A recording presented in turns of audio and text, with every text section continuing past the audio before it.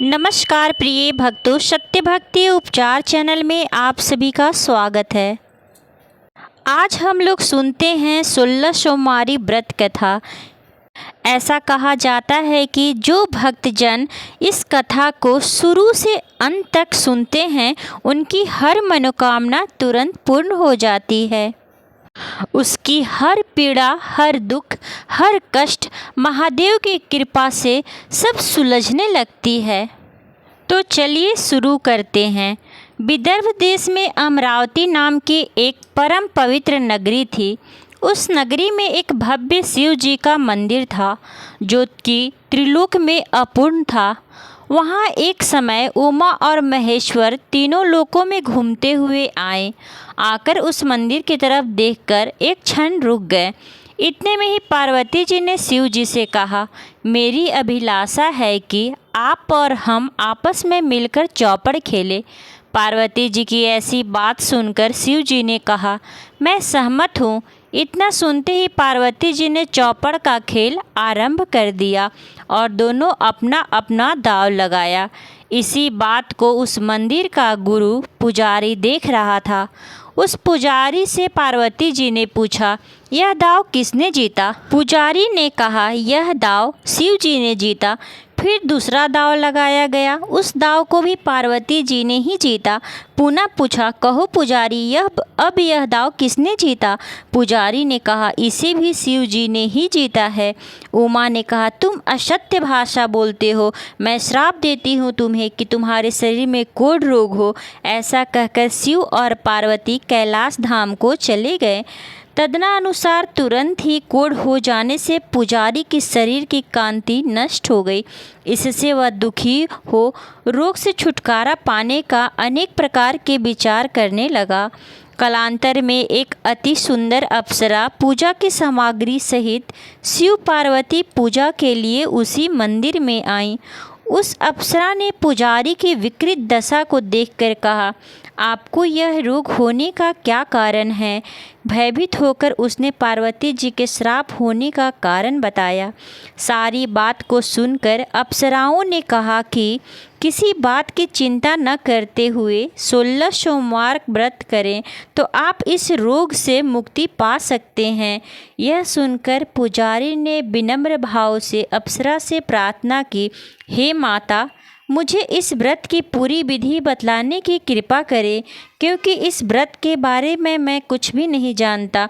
अप्सरा ने कहा, पुजारी दिन भर निराहार व्रत रहकर सायंकाल 16 उपचारों द्वारा उमा और महेश्वर की पूजा अर्चना करो। आधा सेर आटे को सान कर उसमें 3 बाटी बनाकर 3 जगह अंगारों पर बनाओ। उसमें गुड़ और घी मिलाकर खाओ। उस दिन नमक स्पर्श मत करना। 17वें सोमवार को 5 सेर आटे का चूरमा बनाकर उसमें गुड़ और घी मिला दो। उस बने चूरमे को मंदिर में ले जाकर 3 भाग बराबर बराबर कर एक भाग को उमा महेश्वर को अर्पण करो, दूसरे भाग को उस मंदिर में बांट दो और अवशिष्ट एक भाग को घर ले जाकर कुटुंब सहित भक्षण करो। ऐसा करोगे पुजारी देवता तो तुम्हारे शरीर के रोग दूर हो जाएंगे। ऐसा दृढ़तर वचन सुनकर पुजारी ने अप्सरा द्वारा बताए गए व्रत को प्रारंभ किया, जिससे उसका रोग छूट गया। कुछ समय बाद यात्रा की इच्छा से पुनः शिव जी और माता पार्वती भ्रमण करते हुए उसी मंदिर में आ गए। उस पुजारी को देखकर पार्वती जी ने पूछा, पुजारी, तुम्हारा रोग कैसे छूटा? पुजारी ने कहा, उमा महेश्वर का 16 सोमवार व्रत करने से रोग दूर हो गया। पार्वती जी पुजारी से व्रत के प्रभाव को सुन आश्चर्यचकित हो कहने लगी, इस व्रत की इतनी महिमा, मैं भी अवश्य इस व्रत को करूँगी, क्योंकि मेरा पुत्र मुझसे रूठकर कहीं चला गया है। पार्वती जी ने 16 सोमवार का अनुष्ठान प्रारंभ किया। उसकी समाप्ति पर स्वामी कार्तिकेय के मन में एकाएक विचार प्रादुर्भूत हुआ कि मैं बड़े गलत रास्ते पर हूँ, मुझे इसी समय अपनी माता के पास जाना चाहिए। ऐसा विचार कर कुछ क्षणों में वे दौड़ते हुए माता जी के पास पहुंच गए। पुत्र को देखते ही माता बहुत प्रसन्न हुई और आनंद में मग्न हो गई। स्वामी कार्तिकेय ने कहा, हे माता, मेरी इच्छा आपसे मिलने की नहीं थी। मैं वन में निवास करना चाहता था। मुझे अचानक आपके दर्शन की क्या इच्छा हुई, इसका क्या कारण है, उसे बतलाने की कृपा कष्ट करें। पार्वती जी ने कहा, हे पुत्र, मैंने ब्राह्मण द्वारा बतलाए हुए 16 सोमवार का व्रत विधि विधान से किया, जिसके कारण तुम मेरे पास आए हो। स्वामी कार्तिकेय ने कहा, हे माता, यह व्रत क्या है, इसकी संपूर्ण विधि बतलाने की दया करें, क्योंकि मुझे भी किसी कामना से इस व्रत को करना है। हे माता, मेरा एक ब्राह्मण मित्र, उसका बहुत दिन से पता ठिकाना नहीं है। मेरी उससे मुलाकात करने की इच्छा है। श्री माता ने अपने पुत्र के अभिप्राय को जानकर उसे 16 सोमवार के अनुष्ठान की कार्यविधि बतलाई, जिसे सुनकर पुत्र ने सांगोपांग व्रत किया। फलतः एक दिन घूमते हुए अचानक ही सुंदर वन के रास्ते में उन्होंने अपने मित्र को देखा। उनको देखते ही मित्र ने कहा, हम दोनों का मिलन होना बड़ा ही आश्चर्यजनक मालूम होता है। इतना सुनते ही शिवपुत्र ने कहा, हे मित्र, मैंने एक परम अद्भुत व्रत किया था, जिसके कारण आपसे दर्शन हुए। इतना सुनते ही ब्राह्मण देवता ने कहा, हे मित्र, मुझे विवाह करने की अत्यंत उत्कंठा है। उसकी पूर्ति के लिए मैं भी इस व्रत को करना चाहता हूँ, इसलिए उस व्रत की सांगोपांग विधि कहो। शिवपुत्र ने 16 सोमवार की संपूर्ण विधि बतला दी, जिसे सुनकर ब्राह्मण उस व्रत का श्री गणेश करता हुआ भ्रमण करने लगा। रास्ते में व्रत की समाप्ति पर उसने एक सुंदर नगर को देखा। उसने वहाँ के नागरिकों से सुना कि इस नगर का राजा धार्मिक तथा पुण्यात्मा है। उसकी एक अत्यंत सुंदर कन्या है। उसे स्वयंवर रचाया है। उस स्वयंवर में अनेकों देशों के राजे महाराजे आए हुए हैं। यह ब्राह्मण भी अपने कर्म की गति से उस स्वयंवर को देखने के लिए वहां पहुंच गया। वहां के राजा ने एक हथनी को अलंकारों से सुसज्जित कर उसके सूंड में एक वर्णमाला देकर मंडप में छोड़ दिया और कहा कि जिसको ये हथनी वर्णमाला पहना देगी, उसी से मेरी कन्या के विवाह संस्कार होगा। ऐसा कहकर उस हथनी को स्वयंवर में, जहाँ की राजे महाराजे तथा अन्य लोगों का समूह था, छोड़ दिया। इधर उधर घूमती हुई वह हथनी उसी ब्राह्मण के नज़दीक आकर रुकी और उसके गले में राजा द्वारा प्रदत्त जयमाल को पहनाकर राजा के पास चली आई। राजा ने अपने प्रतिज्ञा के अनुसार बड़े समारोह के साथ उस ब्राह्मण के साथ अपनी कन्या का पानी ग्रह संस्कार कर दिया तथा उसे बहुत सी राज्योचित सामग्री भी दी। बहुत दिन बीतने पर एक दिन एकांत में राजकन्या ने अपने पति देव से पूछा, हे प्राणनाथ, आप देश विदेश में भ्रमण में तत्पर थे। आपने ऐसा क्या पुण्य किया था जिससे मुझे प्राप्त किया? ब्राह्मण ने कहा, हे प्रिय, मैंने 16 सोमवार का व्रतानुष्ठान किया है। उसी के प्रभाव से तुम मेरी अत्यंत सुंदर पत्नी बनी। ऐसा सुन राजकन्या बहुत ही आश्चर्यचकित हो कहने लगी, हे प्राणनाथ, मैं इस व्रत के प्रभाव को देखना चाहती हूँ। उसने पुत्र की इच्छा से 16 सोमवार का व्रतानुष्ठान किया, जिसके प्रभाव से उसे पुत्र उत्पन्न हुआ।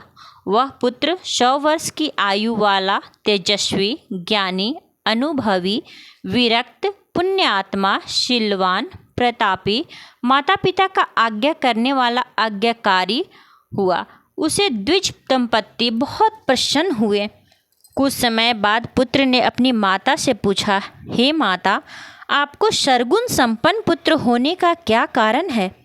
माता ने कहा, पुत्र, मैंने शिव व्रत द्वारा शूलपाणि को प्रसन्न कर सर्गुण संपन्न तुमको पाया। ऐसा सुन पुत्र ने कहा, हे माता, मुझे इस व्रत की पूरी महिमा बताओ। मेरी इच्छा है कि मैं किसी राज्य सिंहासन पर विराजमान हूँ। माता ने उससे 16 सोमवार व्रत के विधान को कहा, जिसे उस पुत्र ने करने का संकल्प किया। एक दिन वह पुत्र व्रत पूर्वक तथा भ्रमण करता हुआ एक देश में पहुंचा। वहां एक वृद्ध राजा राज्य करता था। उसे केवल एक कन्या थी, अतः उस राजा ने एक स्वयंवर रचाया था। वह संयोगवश देखने के लिए वहां पहुंच गया। कर्म गति से उसका ही वरण कर लिया गया। राजा ने उस ब्राह्मण से कन्या का विवाह कर तथा अपना राज्य आदि उसे अर्पण कर स्वयं वहाँ से तपस्या करने के लिए चला गया। 17वें सोमवार के दिन उसने दासी से कहा, रानी को कहो 3 जगह अंगारों पर कुल 5 सेर आटे की अलग अलग 3 बाटी बनाकर उनका चूरमा, घी और गुड़ मिलाकर शिव मंदिर में भिजवा दे। उस दासी ने जाकर रानी से सब वृतांत कहा। रानी ने कहा, राज्याधिपति होकर एक क्या 5 सेर आटे का चूरमा मंदिर में मंगवाते हैं। इसकी जगह रानी ने 500 रुपये की छोटी छोटी थैलियों में भरकर भेज दिया। शूलपाणी ने क्रोधित होकर आकाशवाणी द्वारा कहा, हे राजन, इस व्रत को तेरी पत्नी ने भंग किया है, जिससे तेरा राज्य नष्ट हो जाएगा। इसका एक ही उपाय है कि अपनी पत्नी को अपने घर से और राजमहल से निकाल दो, नहीं तो यह तेरा सर्वनाश कर देगी। हे प्रभु, जिसके पिता ने राज्य तथा अपनी कन्या पत्नी के रूप में आपको समर्पित की है, उसे निकाल देने में संसार में आपकी और हम सबकी बड़ी ही अपकीर्ति होगी, ऐसा महामंत्री लोगों ने कहा। इतने में ही फिर आकाशवाणी सुनाई दी, हे राजन, यदि तुम स्त्री को घर में रखोगे तो तुम नष्ट हो जाओगे। तदंतर राजा और मंत्री ने विचार किया, रानी को घर से निकाल देना ही अति उत्तम है। ऐसा निश्चय कर उसने रानी को घर से निकाल दिया, जिससे रानी को अनेक कष्ट भोगने पड़े। उस रानी ने भटकते हुए एक नगर को देखा। उस नगर में जाकर एक अत्यंत दुर्लभ वृद्धा के यहाँ रहने लगी। वहाँ उसने अत्यंत संक्षिप्त में अपनी आप बीती कथा कहानी सुनाई। एक दिन वृद्धा ने कहा, ले, ये मेरा चीज़ है, बेच दे, इसके बदले मैं तुझे कुछ दे दूँगी, जिससे तेरा निर्वाह होता रहेगा। ऐसा सुन रानी ने उस चीज़ को अपने सिर पर रख कर बेचने चली गई। अकस्मात कुछ दूर जाने पर भयंकर आंधी चली, जिससे उसके सिर का सारा सामान उड़ गया, जिसका कुछ भी खोजने पर पता ठिकाना न चला। वह हताश होकर उसी बुढ़िया के मकान में पहुंच गई। वहां उसने बुढ़िया को आंधोपांत कथा कह सुनाई। सुनते ही बुढ़िया क्रोध में लाल हो गई और बुढ़िया ने उसी क्षण उसे घर से निकाल दिया। अब वहां से घूमती हुई किसी तेली के घर रहने लगी। कुछ दिन बाद उस रानी ने तेली के द्वारा रखे हुए 4 घड़ों को देखा, जो कि तेल से पूरे भरे हुए थे। होनहार गति के प्रभाव से उन घड़ों का तेल अपने आप गायब हो गया। इस घटना से तेली ने कहा, इसी समय मेरे घर को छोड़ दो, नहीं तो हम भिखारी हो जाएंगे। ऐसा कहकर उस तेली ने भी रानी को अपने घर से निकाल दिया। वहाँ से वह एक रमणीक नदी के किनारे पहुँची। उस नदी का जल स्पर्श मात्र से सूख गया तो वह जंगल में भटकने लगी। कुछ दूर पर उसने एक तालाब देखा, जिसमें निर्मल पानी था। वह तालाब के समीप जल पीने के लिए गई। देखा तो उस तालाब के निर्मल जल में कीड़े पड़े हैं। इतने में दोपहर के समय गौ को चराने वाले ग्वालों ने अपनी अपनी गौ आदि को जल पिलाने के लिए उस तालाब के समीप पहुंच गए और उन्होंने देखा कि वह निर्मल जल वाला तालाब कीड़ों से व्याप्त हो गया। इससे वह दुखित हो अपनी अपनी गौ को वापस ले गए। फिर एक गुसाई तालाब से जल भरने के लिए आए। उसने तालाब के स्वरूप को देखा तथा उस असहाय राजनंदिनी को देखकर कहा, तुम मेरी कन्या के समान हो, चलो मेरे आश्रम में स्वस्थ चित्त से रहना। तुम अन्न वस्त्र की चिंता कभी मत करना। ऐसा सुन रानी उसके साथ उनके आश्रम में चली गई, लेकिन वह जिस जल और अन्न में हाथ लगा देती उसमें कीड़े पड़ जाते। ऐसा देख गुसाई जी चिंता तथा आश्चर्य से कहने लगे कि इसमें क्या दोष है, जिससे बराबर ऐसी घटना इसके साथ होती है। ऐसा विचार कर उस गुसाई जी ने एक अनुष्ठान किए, जिससे शिव जी प्रसन्न होकर कहने लगे कि तुमको जो कुछ मांगना है मांगो, मैं तुम पर प्रसन्न हूँ। गुसाई जी ने शिव जी से कहा, हे ईश्वर, इसके द्वारा कोई भी कार्य ठीक ठीक से नहीं होता, साथ ही यह बड़ी दुखी रहती है। इसका कारण और कृपा बतलाने के कष्ट करें। शिव जी ने कहा, एक समय इसके पति ने 16 सोमवार का व्रत किया था। व्रत की समाप्ति पर 5 सेर आटे का चूरमा चढ़ाना था।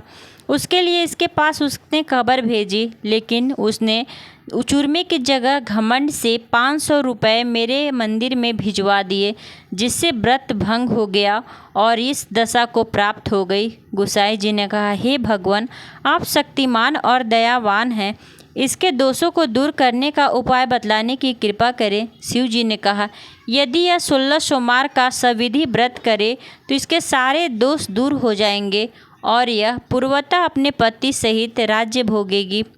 ऐसा कहकर शिव जी अंतर ध्यान हो गए।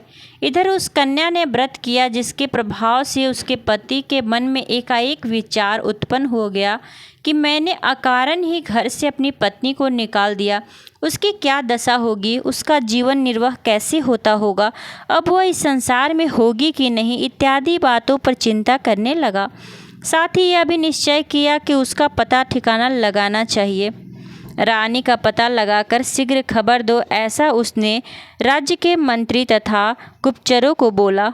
उनमें से कुछ गुप्तचर उसी गुसाई जी के आश्रम में पता लगाते लगाते पहुंच गए, जहां रानी रहती थी। उन लोगों ने गुसाई जी से रानी का सारा परिचय बताया और कहा उनको हमारे साथ भेज देने की कृपा करें। इस पर गुसाई जी मौन थे, उनकी बातों पर कुछ उत्तर न दिया। इससे गुप्तचर जान गए कि यह हमारे साथ नहीं भेजेंगे।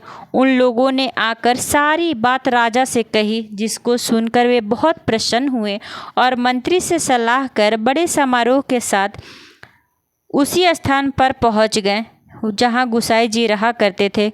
वहां गुसाई जी को दंडवत किया, बड़े प्रेम से मिले, वस्त्र आभूषण द्वारा योगेश्वर की पूजा की तथा रानी को हटाने का सारा वृतांत भी कहा। गुसाई जी ने कहा, हे राजन, मैंने इसे अपने कन्या के समान ही लालन पालन किया है, अब इसका लालन पालन आप करें। यह कहकर उन्होंने उस महासती रानी को समर्पित कर दिया। राजा ने रानी को अपने नगर पहुंचने पर बाजे गाजे के साथ एवं याचक और ब्राह्मणों को दान देकर घर में प्रवेश करवाया। जो 16 सोमवार व्रत कथा सुनते हैं या पढ़ते हैं, उनकी हर मनोकामना पूर्ण होती है और आजीवन सुखी रहते हैं। अंतोगत्वा मोक्ष की प्राप्ति होती है। जो भक्त इस कथा को सुनते या पढ़ते हैं, उनकी हर मनोकामना महादेव भोलेनाथ तुरंत पूर्ण करते हैं। सारी दुख दुविधा कष्ट पीड़ा दर्द समाप्त कर निरोग्य और स्वस्थ शरीर प्रदान करते हैं। प्रेम से बोलिए शिव शंकर भोलेनाथ की जय, माता पार्वती की जय, गणेश भगवान की जय। हर हर महादेव। करे पूरे गौरम करुणावतारम संसार सारम भुजगेन्द्रहारम सदा वसन्तं हृदयारविन्दे भवं भवानी सहितं नमामि, भवं भवानी सहितं नमामि। त्वमेव माता च पिता त्वमेव, त्वमेव बन्धु च सखा त्वमेव, त्वमेव विद्या द्रविणं त्वमेव, त्वमेव सर्वं मम देव देव, त्वमेव सर्वं मम देव देव। ॐ त्र्यम्बकं यजामहे सुगन्धिं पुष्टिवर्धनम् उर्वारुकमिव बन्धनान् मृत्युमोक्षमामृतात्।